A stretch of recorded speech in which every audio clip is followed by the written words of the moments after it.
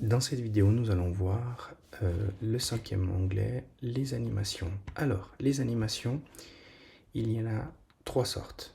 Une qui est un effet d'entrée, un effet d'accentuation et un effet de sortie. Donc, si on a un objet, une image qui est intégrée, nous allons avoir la possibilité dans les animations d'ajouter l'effet d'entrée, d'accentuation et de sortie.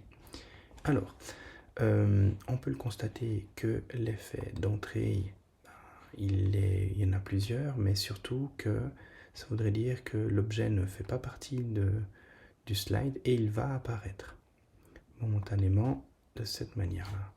Ensuite, l'effet d'accentuation, ça veut dire qu'il est présent, par contre, on va lui donner un effet, comme par exemple de trembler. Ici, on va avoir un effet de sortie, ça veut dire qu'on n'aimerait plus que l'élément soit sur la diapositive, mais du coup, qu'il disparaisse. Alors, tous ces effets qui ont été ajoutés, on les voit les numéros ici, 1, 2, 3, on peut les retrouver dans le volet d'animation. Et dans le volet d'animation, du coup, on aura les 3 effets qui ont 3 couleurs différentes. Donc on peut également les voir, on peut les mettre dans l'ordre, on peut également lire les effets de telle façon à ce qu'on puisse voir un aperçu. On peut avoir les options de ces objets-là, donc de lire dans quel sens il pourrait aller, on peut dire comment est-ce qu'il pourrait démarrer, on pourrait éventuellement dire de les démarrer en même temps. Par conséquent, il faudrait changer ici et pas de mettre peut-être au clic, mais de mettre avec la précédente. Par conséquent, il va changer son numéro, il va devenir en parce qu'ils vont être ensemble. Donc on aura effectivement les deux en même temps.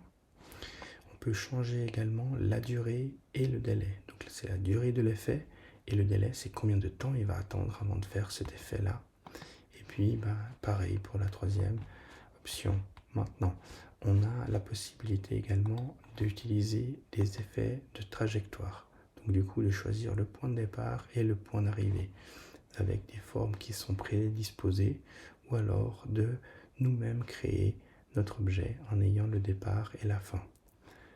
Ensuite, vous allez bien sûr reproduire des animations. Si vous en avez déjà fait une, il suffit de cliquer sur une et ensuite de la reproduire sur la 2e.